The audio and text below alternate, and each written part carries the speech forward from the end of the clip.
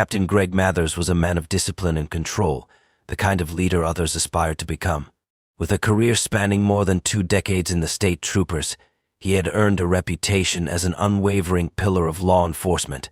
His sharp instincts, paired with his ability to lead under pressure, made him a celebrated figure in the department. Promotions came swiftly, and with each new rank, his influence and respect grew. Colleagues admired his professionalism, the public trusted his judgment, and his superiors praised his unrelenting dedication to justice. Mathers carried himself with a quiet confidence that left a lasting impression on everyone he encountered. His appearance was always immaculate, his uniform pressed to perfection, his badge gleaming under the station's fluorescent lights. His commanding presence made him a natural leader, and his unwavering commitment to upholding the law earned him the nickname, the Iron Captain. To most, Mathers seemed untouchable, a man who embodied the very principles he had sworn to protect. But beneath the polished exterior, Greg Mathers harbored a secret that could bring his carefully constructed world crashing down. In his early years as a trooper, Mathers had made decisions he deeply regretted, decisions that had bound him to a shadowy past. At the time, he had rationalized those choices as necessary for his survival in a demanding and corrupt system. He had been young, ambitious, and desperate to rise through the ranks. The deals he had made and the corners he had cut seemed insignificant compared to the success he envisioned for himself. Over the years, Mathers buried his mistakes, carefully erasing any trace of wrongdoing. With time, the memory of his actions faded into the background, hidden behind commendations, awards, and a growing legacy. Yet there were moments quiet, sleepless nights when the weight of his past pressed heavily on him. He convinced himself that the worst was behind him and that no one would ever uncover the truth. Life had a way of testing even the most formidable individuals, and for Mathers, the test began when Officer Jenna Marks joined the department. Marks was everything Mathers had been in his early days: sharp, inquisitive, and driven. She had a knack for finding the smallest inconsistencies, a skill that made her an asset to the team, but also a potential threat to someone with secrets to hide. Mathers had taken note of her diligence, initially impressed by her capabilities. When Marks volunteered to assist with the department's cold case audit, Mathers felt a flicker of unease. The audit was routine, meant to review unsolved cases for procedural compliance. Yet the prospect of anyone digging into old files, especially cases he had overseen, made him uncomfortable. He reassured himself that the files had been cleaned up long ago, that there was nothing to connect him to the decisions he had made in his past. What he didn't anticipate was Mark's unrelenting curiosity. She approached the audit with the same determination she brought to every assignment, combing through the files with a meticulous eye. Her work was thorough, almost obsessive, and it wasn't long before she stumbled upon discrepancies that raised questions that Mathers could not afford anyone to ask. Officer Jenna Marks was known for her meticulous approach to every task she undertook. She was the kind of officer who paid attention to the smallest details, a quality that set her apart in a field where precision often made the difference between solving a case and letting it slip into obscurity. When the department announced a routine audit of cold cases, Marks volunteered without hesitation. It was an opportunity to apply her skills and potentially breathe new life into forgotten investigations. Little did she know, this assignment would lead her to a discovery that would cost her everything. The audit began like any other assignment. Mark sifted through stacks of old files, analyzing reports and comparing them to procedural guidelines. Most of the cases were straightforward, their fates sealed by insufficient evidence or uncooperative witnesses. However, one file stood out to her. It was the case of a missing drug informant from 15 years ago. On the surface, it appeared to be another dead-end, a man with a troubled history who had vanished without a trace. Yet something about the case didn't sit right with Marks. As she read through the details, she noticed inconsistencies in the official narrative.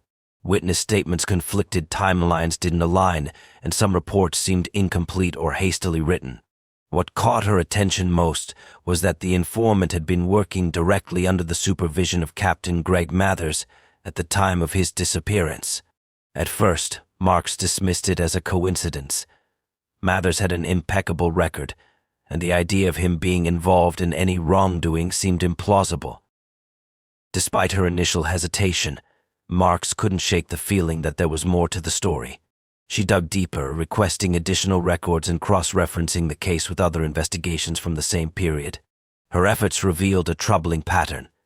Financial transactions linked to shell companies, unusual gaps in surveillance logs, and abrupt case closures all pointed to the possibility of corruption. The threads were thin, but they wove a tapestry of deceit that led directly to Mathers. Marks began documenting her findings, creating a timeline of events and compiling evidence to support her suspicions. She was careful not to draw attention to her work, knowing that accusing a high-ranking officer like Mathers would require irrefutable proof. Her instincts told her to proceed cautiously, but her dedication to justice pushed her forward. As the weeks passed, Mark's behavior became more focused and intense. She stayed late at the office, poring over documents long after her colleagues had left. She didn't realize that her efforts hadn't gone unnoticed. Mathers, ever vigilant and deeply attuned to his surroundings, had begun to sense her growing interest in the old case. He started to keep a closer eye on her, subtly monitoring her movements and interactions. Marks, unaware of the danger she was in, continued her investigation. She felt she was on the verge of uncovering something significant, something that could explain the lingering questions surrounding the informant's disappearance. What she didn't know was that her determination had set her on a collision course with a man who had spent years perfecting the art of hiding his secrets. Jenna Marks was not the type to disappear without a word, which made her sudden absence all the more alarming to her colleagues. On the morning she failed to report for duty, it was initially dismissed as an oversight. Perhaps she had overslept or was dealing with a personal matter. However, when repeated calls to her phone went unanswered and her usually meticulous behavior didn't match this uncharacteristic silence, concern began to grow. 2 days later, her car was found abandoned on a remote stretch of road miles away from her usual route. The scene was eerily quiet, the vehicle's doors locked and no sign of a struggle. Search teams combed the area, and after hours of exhaustive effort, they made a grim discovery. Mark's lifeless body was found at the bottom of a shallow ravine, partially concealed by dense underbrush.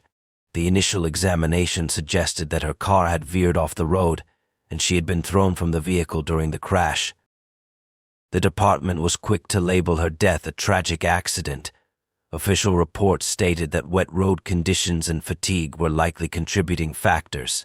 The case was closed with little fanfare, leaving her colleagues and friends mourning her loss. Yet for those who had known Marks well, the circumstances surrounding her death didn't sit right. She was not the kind of person to take unnecessary risks, and the location where her car was found seemed out of character. Captain Greg Mathers led the investigation into her death, ensuring that every detail aligned with the narrative of an unfortunate accident. To most, his leadership during this time appeared professional and composed. He expressed sorrow for the loss of a promising officer, offering condolences to her family and organizing a memorial service in her honor. But beneath the surface, Mathers was calculating every move, ensuring that no one looked too closely at the circumstances surrounding her death. The questions, however, didn't go away.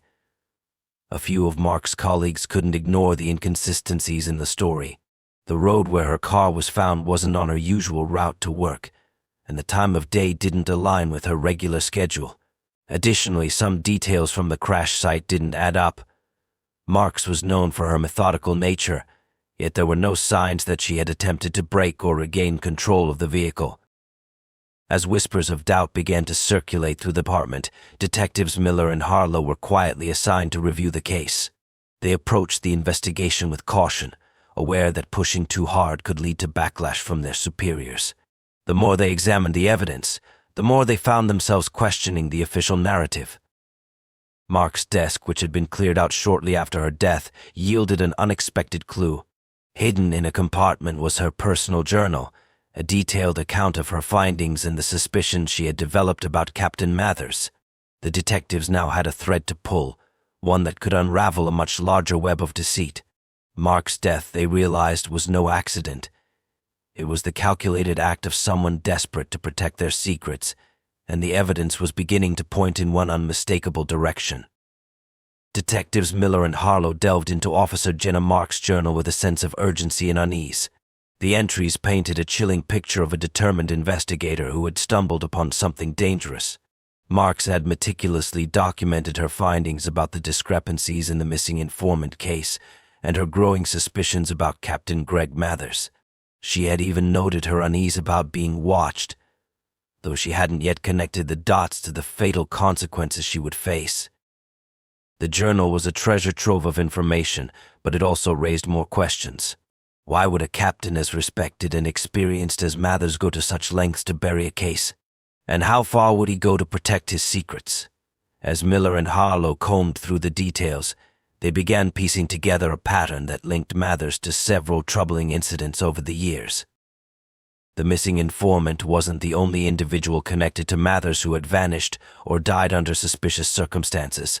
There were other cases buried deep in the archives: an ex-convict who had allegedly committed suicide, a witness in a drug bust who had disappeared days before testifying, and even a fellow officer who had been killed in what was ruled an off-duty robbery. In each case, Mathers had been involved in some capacity, either as a supervising officer or as part of the investigative team. The detectives started tracing financial records and surveillance logs from the time of the missing informant's disappearance. What they found was alarming. A series of unexplained cash deposits into accounts linked to shell companies, all dated around the time of major drug busts in Mathers' jurisdiction. The amounts were significant enough to suggest illicit activity, but small enough to evade notice in routine audits. Marks had uncovered fragments of this financial trail before her death, but Miller and Harlow now had a fuller picture of the corruption at play. They also discovered evidence of tampered reports. Forensic analysis of old files revealed discrepancies in timestamps and signatures, suggesting that someone had altered or forged documents to cover up critical details. It became clear that Mathers had been systematically manipulating records to ensure his involvement in these incidents remained hidden. As their investigation gained momentum, Miller and Harlow found themselves facing resistance from within the department. Requests for records were delayed, colleagues avoided answering questions, and subtle warnings were issued about the risks of digging too deeply. Mathers' long tenure and powerful connections had created a network of loyalty and fear that protected him from scrutiny. Despite the obstacles, the detectives pressed on, knowing they were uncovering a conspiracy far larger than they had anticipated.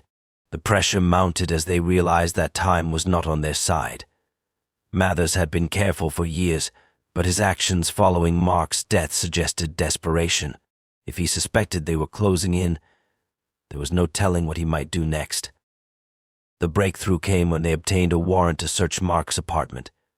Hidden in a concealed compartment in her closet was a flash drive containing digital copies of the evidence she had been collecting. The files detailed her suspicions, the connection she had uncovered, and her fears that Mathers might retaliate. The drive confirmed what the detectives already suspected. Mark's death was no accident, and Mathers had orchestrated it to silence her. With this evidence in hand, Miller and Harlow knew they were on the verge of exposing one of the most shocking betrayals of trust their department had ever seen. But bringing down a man like Mathers would require careful planning and an ironclad case. They were dealing with someone who had built his career on deception and who wouldn't hesitate to destroy anyone who threatened his carefully guarded secrets. Armed with the evidence they had painstakingly gathered, Detectives Miller and Harlow prepared to take their case against Captain Greg Mathers to the next level. They knew the stakes were high. Mathers was a respected figure with decades of service and a vast network of loyal supporters within the department. To take him down, they needed more than circumstantial evidence, they needed something irrefutable. The flash drive from Officer Marks' apartment provided a roadmap, but the detectives knew they needed to find physical proof directly tying Mathers to his crimes. After securing a warrant, they conducted a search of his property, starting with his home and moving to a storage unit he owned on the outskirts of town. The storage unit, nondescript and tucked away in a quiet industrial area, yielded the breakthrough they had been hoping for. Inside, they found boxes of old files, many of which appeared to be duplicates of official case reports. However, These versions contained handwritten notes and Mather's distinctive scrawl notes that revealed alterations made to key details, including witness statements and timelines. There were also financial records that linked Mathers to the shell companies Marks had uncovered. The most damning evidence, though, was a folder labeled with the initials JM. The folder contained documents Marks had been reviewing before her death, including her annotated notes and copies of the altered reports. Even more chilling was a single sheet of paper with a list of names, including Mark's name, marked with an ominous red X. It was clear that Mathers had been tracking individuals who posed a threat to him and had taken steps to eliminate them. The detectives also found blood-stained gloves and fragments of fabric that matched the description of Mark's uniform hidden in a locked compartment within the unit. Forensic analysis later confirmed that the blood was Mark's. These findings painted a horrifying picture. Mathers had not only orchestrated her death but had kept trophies of his crime, confident that no one would ever discover them. With the evidence in hand, Miller and Harlow moved quickly to arrest Mathers. The department was thrown into chaos as news of the investigation broke. Some officers were shocked, unable to reconcile the image of their esteemed captain with the monstrous reality. Others, who had long suspected something was amiss, quietly cooperated with the investigation. Mathers maintained his composure during the arrest, denying the charges and insisting he was the victim of a conspiracy. But the mountain of evidence was impossible to refute. During the trial, prosecutors laid out the full extent of his crimes, from his involvement in drug money laundering to the calculated murders of individuals who threatened to expose him. Witnesses testified about his manipulative tactics, and forensic experts presented the physical evidence that tied him directly to Mark's death. In the end, Mathers was convicted on multiple counts, including murder, obstruction of justice, and corruption. He was sentenced to life in prison without the possibility of parole, his legacy destroyed and his reputation in tatters. The once revered captain, who had symbolized integrity and authority, was now a cautionary tale about the dangers of unchecked power and greed. Mark's colleagues and family were left grappling with the weight of her loss, but her courage in exposing the truth ensured that Mathers could no longer harm anyone else. Her name became synonymous with bravery, a reminder of the price of justice and the importance of standing up against even the most powerful adversaries. For Miller and Harlow, the case was a bittersweet victory. Justice had been served, but it came at an unimaginable cost.